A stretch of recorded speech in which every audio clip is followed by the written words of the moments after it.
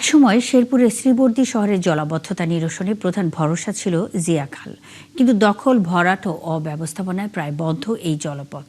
বর্তমানে সামান্য বৃষ্টিতেই ডুবে যাচ্ছে সড়ক, ব্যবসা প্রতিষ্ঠান ও বসতবাড়ি।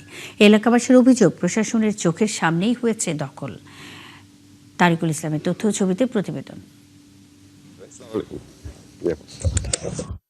শ্রীবর্দীর আদি নাম শম্ভুগঞ্জের জলাবদ্ধতা দূর করতে নিজের হাতে মাটি কেটে খাল খনন করেছিলেন সাবেক রাষ্ট্রপতি জিয়াউর রহমান।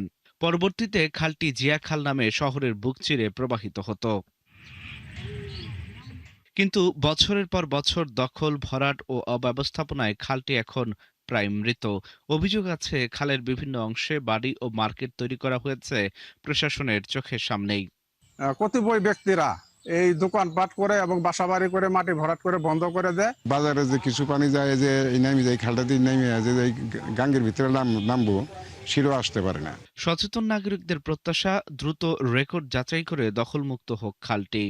ভূমিদস্যুরা এই খালটাকে দখল করেছে শুনেছি। তৎকালীন সময়ে বা ফ্যাসিস্ট আওয়ামী সরকারের সময়ে তারা সরকারিভাবে অনেকে লিজ নিছে, কি জানি ডিসিআর না কি বলে সেটা কেটে নিয়েছে।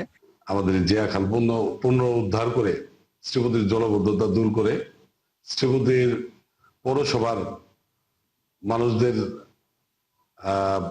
একটা প্রশান্তির ব্যবস্থা করার প্রয়োজন। এদিকে জিয়া খাল খননে বাড়ছে জনমত। তারা বলছেন, জিয়া খাল শুধু একটি জলাধার নয়, এটি ইতিহাসের অংশ। এই খালটা পুনরায় এই ভূমিদস্যুদের হাত থেকে উদ্ধার করে খালটা খনন করা হয় এবং ব্রিজের মুখগুলো খুলে দেওয়া হয়। তবে আরএসএ ব্যক্তি মালিকানা চলে আসা সহ অভিযুক্ত দখলদাররা কেউ কেউ তাদের বৈধ জমি বলে দাবি করছেন, বাকিরা বক্তব্য দিতে রাজি হয়নি। শেষটা দেখা হয় না, শেষটার আগে, কারণ মালিক কিনছে 67 সালে, সেটেলমেন্টের আগে কিনছে।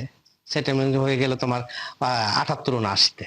সরকারি রেকর্ডে খাল বা জলাধার হিসেবে শ্রেণীভুক্ত কোনো জলপথ অবৈধভাবে দখল বা ভরাটের সুযোগ নেই। দ্রুত সময়ের মধ্যে পুনঃখননের ব্যবস্থা নেওয়া হবে বলে জানান শ্রীবর্দী পৌরসভার প্রশাসক। আমাদের যে সহকারী কমিশনার ভূমি মহোদয়, উনি কয়েকবার গিয়েছেন। আমরা এই খালের ব্যাপারে যে সরকারি যে কাগজপত্র, সেগুলো দেখে আমরা এই খাল খননের পরবর্তী ব্যবস্থা নেওয়ার জন্য কাজ করছি। দখল আর ভরাটে মৃতপ্রায় জিয়া খাল উদ্ধার এখন শুধু খাল রক্ষার প্রশ্ন নয়, এটি জনস্বার্থ, পরিবেশ এবং ইতিহাস রক্ষার সঙ্গেও জড়িত। আল ইমরান, ৭১।